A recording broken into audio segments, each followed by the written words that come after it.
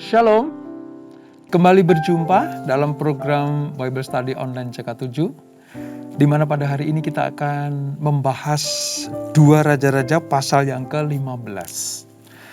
Nah, pasal 15 ini saudara, ada 2 kerajaan di mana raja-rajanya akan kita pelajari. 2 raja di selatan, yaitu ibu kotanya Yerusalem, rajanya namanya Azaria dan Yotam. Sementara 5 raja di utara.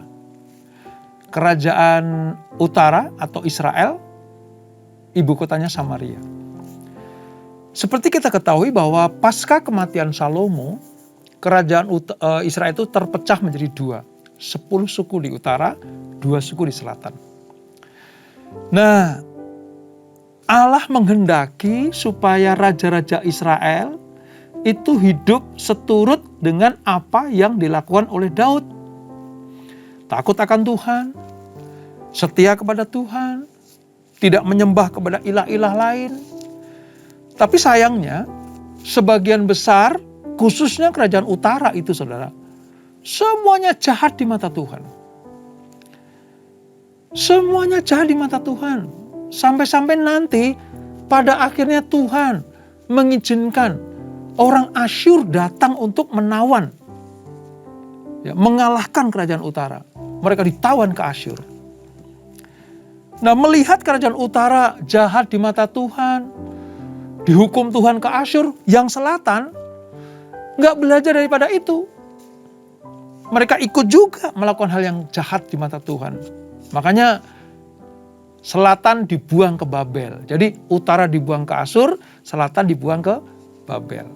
Nah, dari sepenggal kisah bagaimana jahatnya raja-raja utara dan selatan ini, pada pasal 15 ini dari 2 raja-raja akan kita pelajari. Secara singkat kita akan lihat seperti apa raja-raja mereka. Namun sebelum kita membaca, merenungkan, mari kita datang kepada Tuhan. Kita minta Roh Kudus menerangi hati kita. Kami sembah Engkau Yesus, kami puji Engkau, Allah yang setia. Namamu besar, namamu ajaib. Uralara payara payara payara. Haleluya.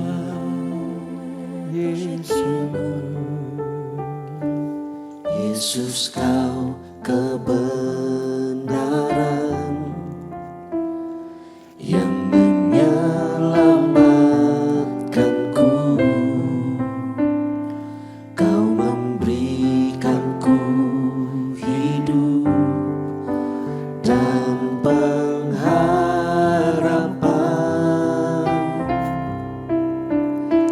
Ku ikut kehendak-Mu. Ku perlu anugerah-Mu. Ku nyatakan janjiku kepadamu.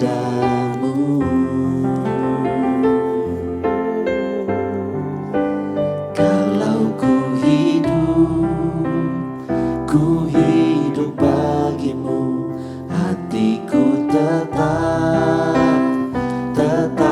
menyembah-Mu.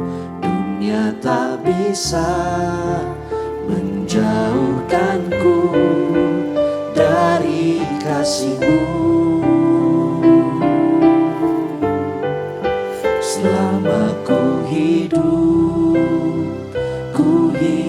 bagimu, mataku tetap memandang-Mu. Dunia tak bisa menjauhkanku dari kasih-Mu.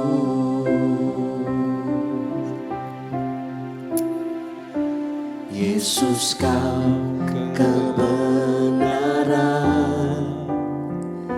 yang menyelamatkanku. Kau memberikanku hidup dan pengharapan.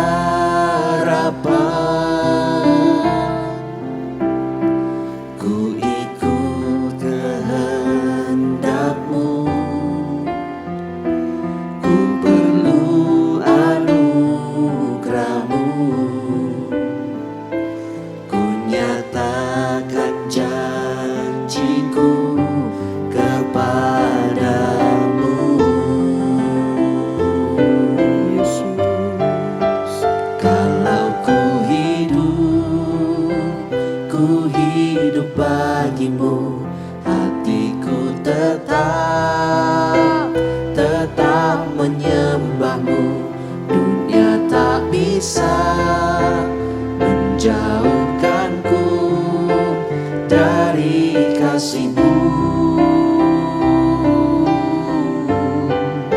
Selama ku hidup bagimu, mataku tetap memandangmu. Dunia tak bisa menjauhkanku dari kasih-Mu. Kalau ku hidup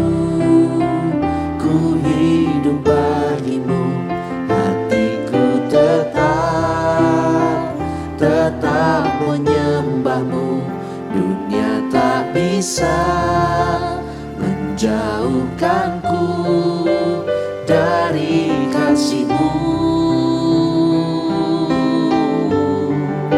Selama ku hidup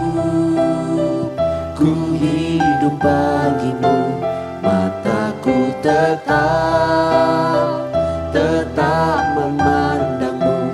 Dunia tak bisa menjauhkanku dari kasih-Mu. Dunia tak bisa menjauhkanku dari kasih-Mu. Dunia tak bisa menjauhkanku dari kasih-Mu.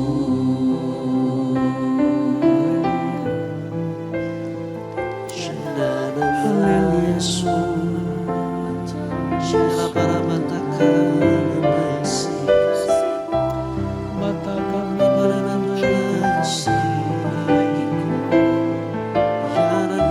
hati kami menyembah-Mu. Satu-satunya Allah kami, hanya Engkau Tuhan, hanya Engkau Yesus yang kami sembah.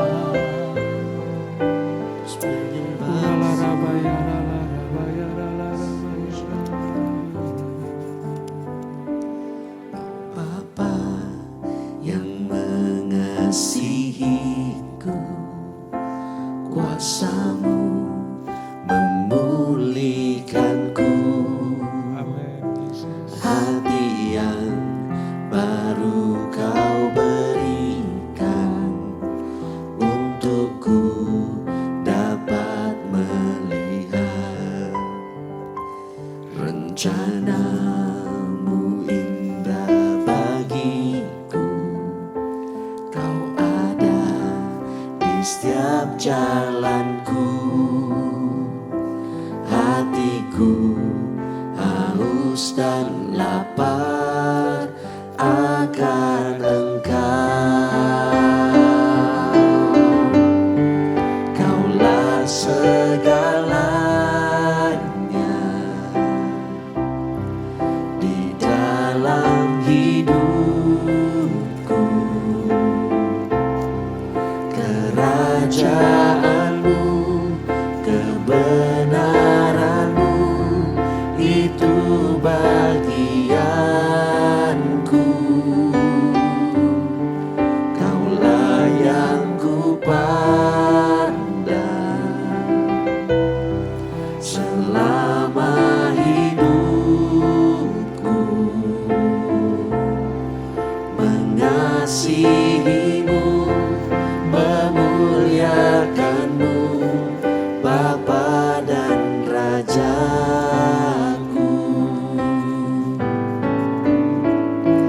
Kau Bapa yang mengasihiku, kuasa-Mu memulihkanku. Hati yang baru Kau berikan, untukku dapat melihat rencana-Mu indah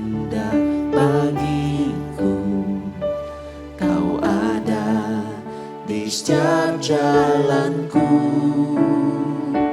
Hatiku haus dan lapar akan Engkau. Kaulah segalanya di dalam hidupku.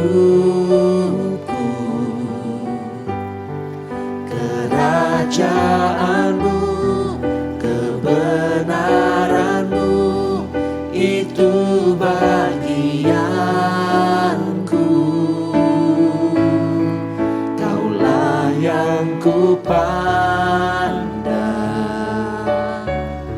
selama hidupku.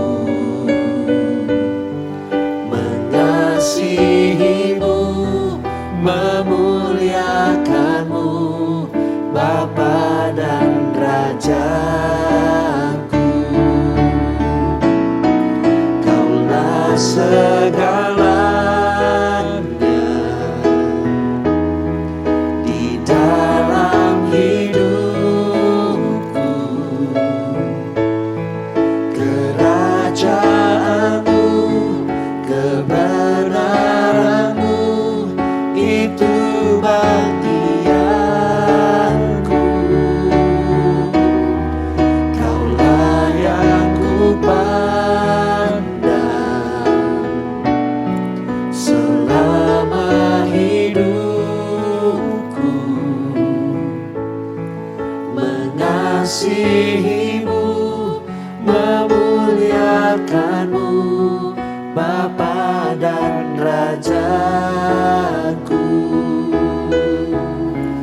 Mengasihimu, memuliakanmu, mengasihimu, memuliakanmu, mengasihimu, memuliakanmu, Bapa dan Rajaku. Amin ya Tuhan. Kami tetap senantiasa ingin mengasihi, mencintai, terus menyembah, memuji, dan setia kepada Engkau.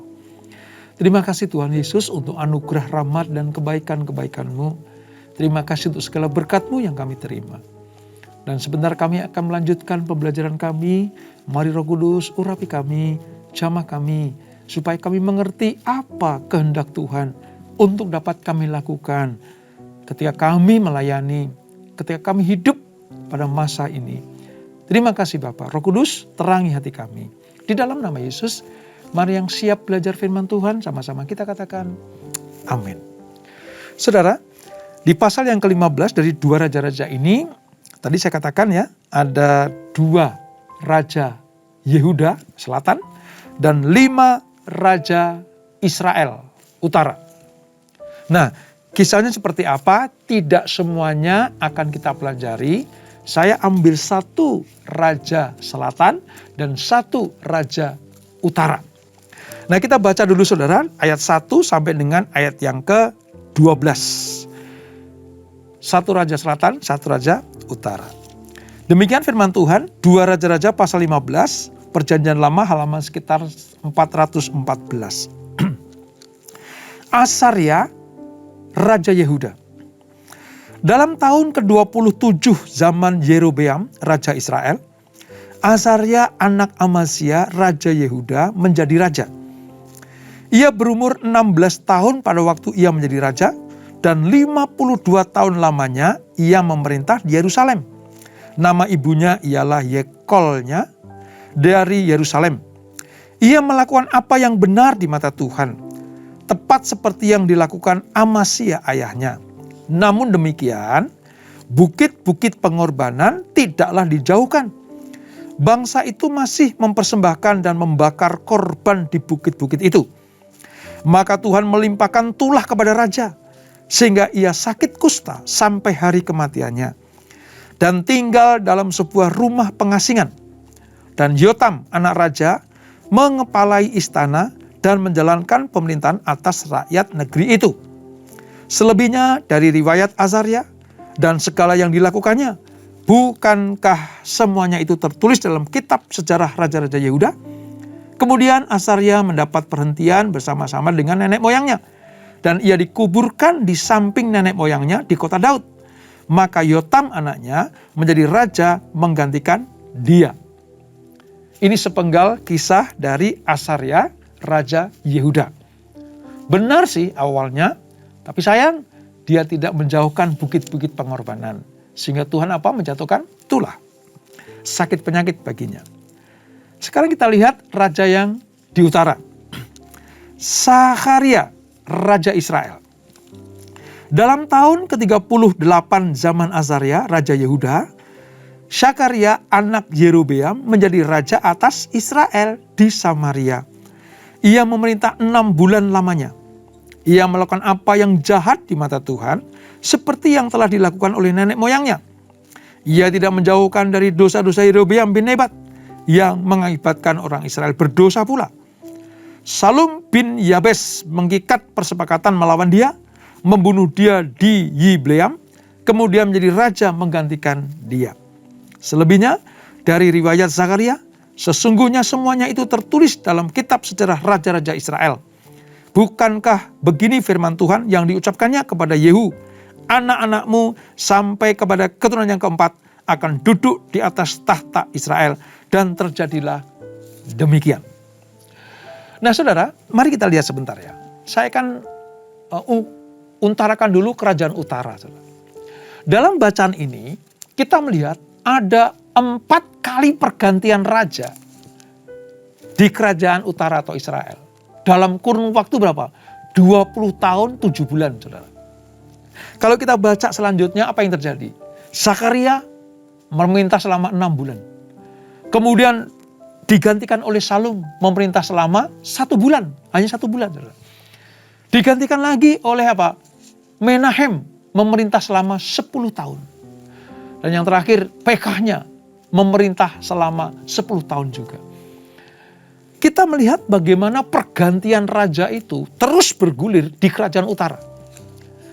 Tapi semuanya jahat di mata Tuhan. Allah betul-betul sangat berduka. Saudara.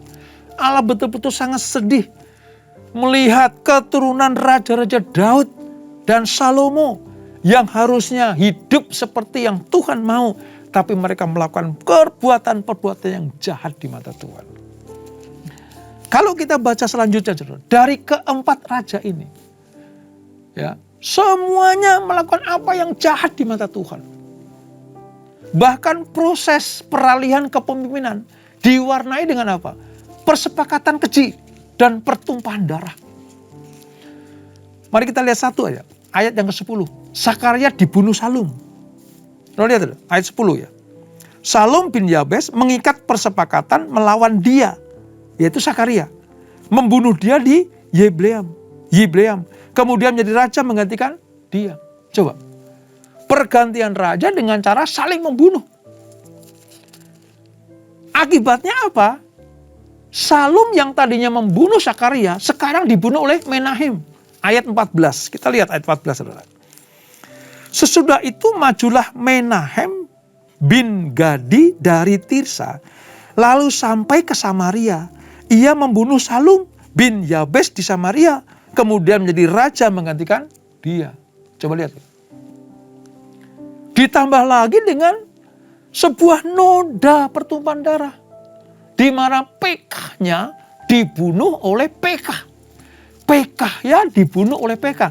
Lihat ayat 25, saudara.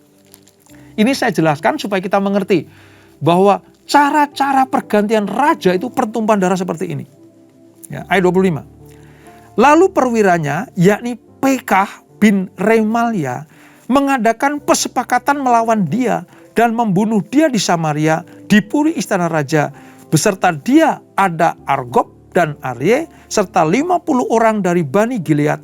Dibunuhnyalah Pekahya, kemudian menjadi raja menggantikan dia. Gambaran apa yang terjadi di kerajaan utara, saudara. Dari apa yang kita baca, kita sudah tahu. carut marutnya kejahatan yang dilakukan raja-raja utara, itu betul membuat Tuhan sangat berduka dan sangat sedih sekali. Kita bisa melihat bagaimana Alkitab mencatat bahwa mereka melakukan apa yang jahat di mata Tuhan. Dan tidak menjauhi dosa-dosa Yerobeam. Karena raja pertama di utara itu Yerobeam. Kalau selatan Rehabeam. Pada waktu itu, penderitaan Israel bukan hanya dalam masalah politik dan keamanan. Tapi juga karena apa? Keterpurukan ekonomi. Sejarah mencatat bahwa raja-raja yang memerintah begitu melihat keadaan Israel yang terpuruk karena politik dan keamanan, diancam dari negeri Asyur, diancam dari negeri Babel, diancam dari banyak bangsa. Itu membuat mereka betul-betul sangat kewalahan, saudara. Ditambah lagi dengan keterpurukan ekonomi mereka.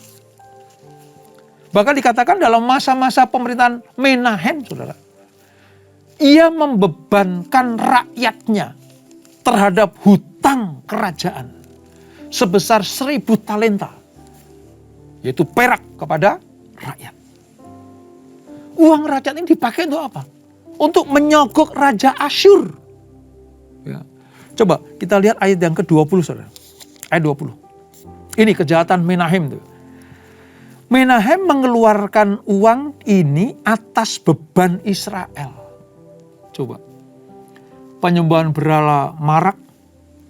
Ya, tempat-tempat pemujaan kepada ilah-ilah lain itu sangat menyakiti hati Tuhan. Ditambah lagi kejinya raja terhadap rakyatnya sendiri, membebankan hutang negara kepada rakyat dan atas beban semua orang yang kaya raya.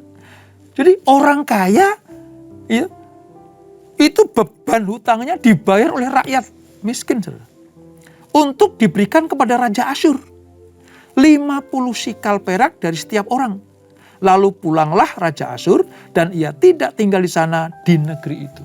Nyogok Asyur supaya tidak diserang dengan cara apa? Membebankan rakyat untuk memberikan upeti kepada Asyur. Ini yang mengatur Menahem. Ini bagian dari kejahatan raja-raja. Yang Allah sendiri tidak habis pikir, mengapa raja umat pilihan Allah seperti ini? Dan ini betul-betul terjadi, saudara. Ya. Nah ini utara ini. Kerajaannya kayak begitu tuh. Kondisinya kayak begitu. Saling membunuh untuk menaik tahta. Membebankan rakyat terhadap pajak yang tinggi. Yang tidak semestinya dibebankan kepada rakyat. Lalu pemujaan ilah-ilah lain, berhala-berhala marak di sana sini. Itu kerajaan utara. Allah sangat sedih. Sekarang mari kita lihat ayat kerajaan yang selatan, saudara. Ya, kerajaan yang selatan. Di Yehuda ada raja namanya Raja Amasya. Raja Amasya ini digantikan oleh anaknya namanya Asarya. Alkitab mencatat sebagai raja yang menaklukkan yang benar di mata Tuhan. Jadi Amasya mati, ya, diganti oleh anaknya Asarya. Oke, mulus, saudara. Namun selama pemerintahannya, Asarya ini berhasil merebut dan membangun kembali kota Elat. Kota Elat itu kota ujung perbatasan Israel dengan Mesir sekarang ini. Sekarang indah sekali, saudara. Indah sekali. Namun demikian, sekalipun mampu meluaskan wilayah kerajaan, saudara, Asarya juga tidak menyingkirkan bukit-bukit pengorbanan. Sehingga apa? Bangsa Yehuda, kerajaan Yehuda tetap beribadah kepada ilah-ilah asing di tempat pengorbanan itu. Karena perbuatan rajanya seperti itu, menyeret rakyatnya menyembah ilah-ilah asing, maka Tuhan mau tidak mau menurunkan atau menimpakan tulah penyakit kusta kepada Raja Asarya ini. Bahkan ia diasingkan sampai hari kematiannya, saudara, diasingkan. Ayat yang kelima. Kita bisa melihat bagaimana Bukannya Raja Utara saja yang menyakiti hati Tuhan, tapi Raja Selatan sekalipun diberkati, diperluas daerahnya sampai ke wilayah Elat. Ya. Kalau kita baca kemarin, pasal yang kemarin, saudara, kita pelajari pasal yang ke-14 ayat 22 itu, perluasan wilayah Yehuda itu sampai ke Elat. Ya. Tetapi apa yang terjadi? Bukit-bukit pengorbanan tidak dihapuskan. Yes, Allah memberkati. Ya, Tuhan memperluas daerah. Tapi ada bagian kehidupan Raja Azaria yang tidak berkenan kepada Tuhan. Itulah tetap dijatuhkan. Penyakit kusta yang membuat Azaria sampai mati. Menanggung sakit penyakit. Dan yang menyedihkan adalah dia diasingkan. Azaria memerintah selama 52 tahun, saudara. Ya, memang Azaria ini beribadah kepada Tuhan. Tetapi masalahnya begini, ia memfasilitasi rakyatnya untuk beribadah kepada orang lain, kepada ilah lain. Nah ini masalahnya di sini. Ya.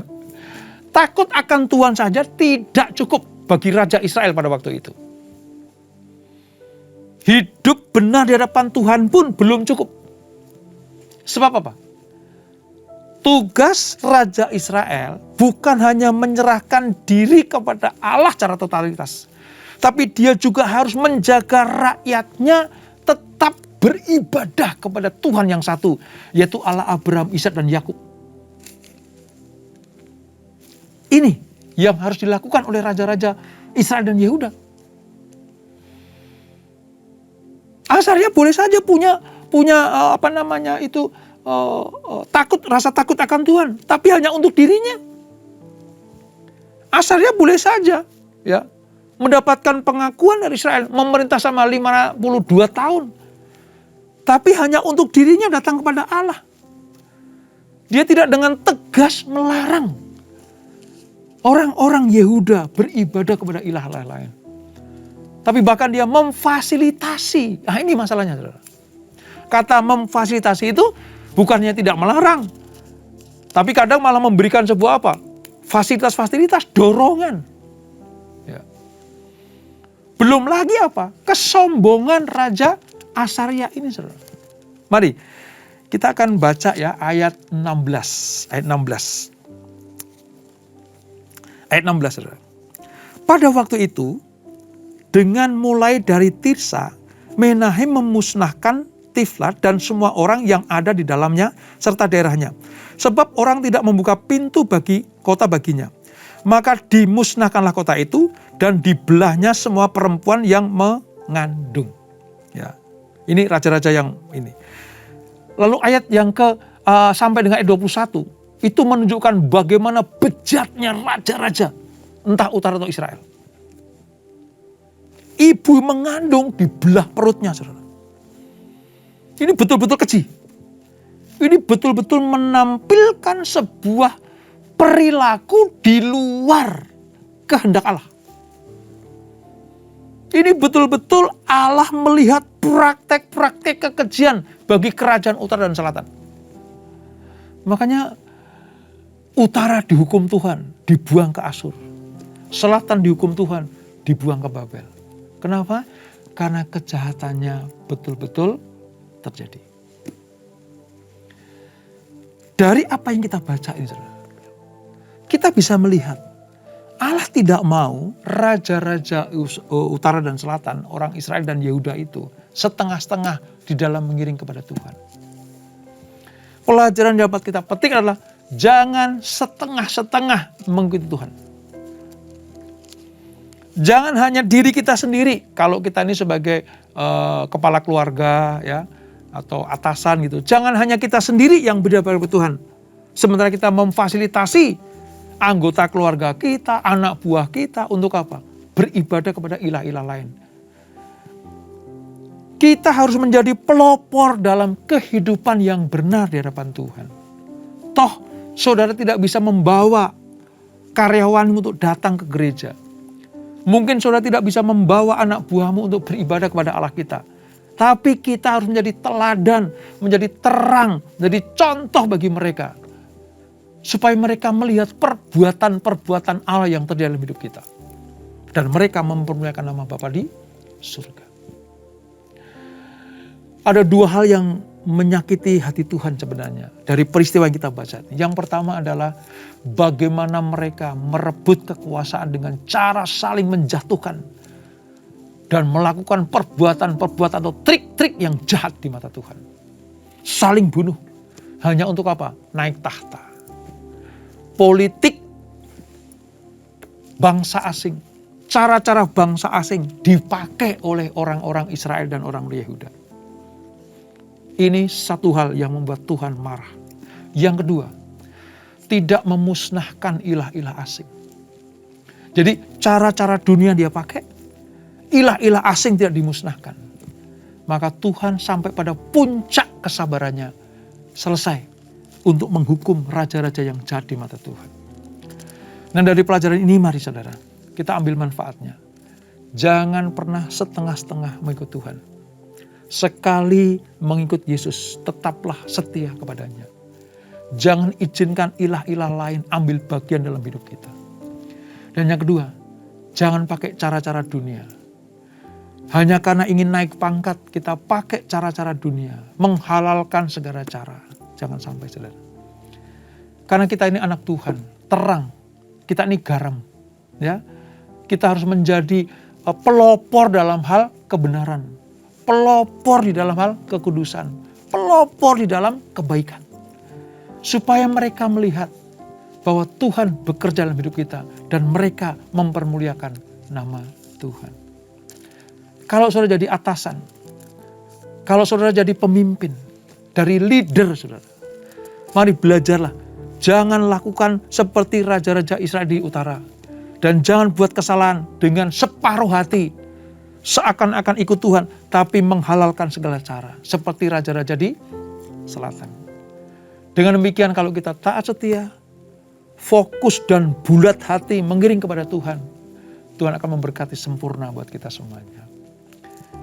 Teladani apa yang Daud lakukan, diberkati Tuhan. Ya, dia melakukan pelanggaran, ditegur bertobat, tidak melakukan kesalahan lagi, dan Tuhan memulihkan kehidupannya dan menjadi raja yang sangat terkenal dan disegani oleh bangsa Israel. Bahkan Daud dijadikan tolok ukur bagi raja-raja berikutnya. Hai raja-raja Israel, hai raja-raja utara dan selatan, kalau hidupmu sama seperti Daud nenek moyangmu, aku akan memberkati engkau dan kekalah tampuk kerajaan sampai kepada keturunan-keturunanmu. Daud mendapatkan itu semuanya. Kenapa? Karena hatinya berkenan kepada Tuhan. Daud ditegur bertobat. Tidak mengulangi kejahatannya lagi. Dan hatinya sangat berkenan kepada Tuhan. Demikianlah raja-raja Israel diharapkan sama seperti Daud. Tapi sayangnya mereka tidak lakukan itu. Kita belajar, milikilah hati yang rendah hati di hadapan Tuhan. Lembut supaya dibentuk Tuhan jadi bejana yang indah. Dan Tuhan akan memberkati kita berlimpah. Dan itulah 2 Raja-Raja pasal yang ke-15. Kita tundukkan kepala. Bapa, terima kasih. Kami mengerti sekarang bagaimana Tuhan menghukum kerajaan utara sampai dibuang ke Asyur. Karena 99 rajanya jahat di mata Tuhan. Bagaimana pertumpahan darah terjadi. Bagaimana penindasan terhadap rakyatnya terjadi. Raja lebih menghormati Raja Asyur dibanding mensejahterakan rakyatnya. Membebankan upeti yang besar kepada rakyatnya di tengah kesulitan hidup. Pantas Tuhan murka. Pantas Tuhan marah kepada kerajaan utara. Kemarahan Tuhan kepada kerajaan utara tidak dilihat oleh kerajaan selatan sebagai sebuah pelajaran. Ya, mereka menyembah Tuhan tapi tidak masih mengizinkan, memfasilitasi rakyatnya untuk beribadah kepada Allah-Allah lain. Kami tidak mau seperti ini ya Tuhan. Kami mau menjadi orang yang menyenangkan hati Tuhan. Kami gak mau seperti utara dibuang ke Asyur, selatan dibuang ke Babel. Kami mau ada di dalam covering Tuhan, perlindungan Tuhan, pagar keselamatan ada dalam hidup kami. Supaya kami disebut sebagai orang-orang yang berbahagia. Dari pelajaran ini kami dapat petik, tetap setia kepada Tuhan. Senangkan hati Tuhan. Melakukan apa yang benar dan kudus di mata Tuhan. maka Tuhan akan menyertai, memberkati. Bukan hanya kami saja, tapi juga keturunan-keturunan kami berikutnya. Berkati anak-anakmu, berkati kami semuanya. Sebelum kami tinggalkan acara ini, kami siapkan hati kami terima berkat yang daripadamu. Kekasih-kasih Kristus, arahkan hatimu kepada Tuhan. Terimalah berkat, kasih anugerah dari Allah Bapa yang berlimpah-limpah. Di dalam anaknya yang tunggal Tuhan Yesus Kristus. Dan persekutuan yang manis dalam Roh Kudus menyertai kita semuanya. Mulai saat ini sampai Maranatha. Yesus datang yang kedua kali menjemput kita semuanya. Bertemu di awan-awan yang permai. Menikmati kemuliaan, kekal, sampai selama-lamanya.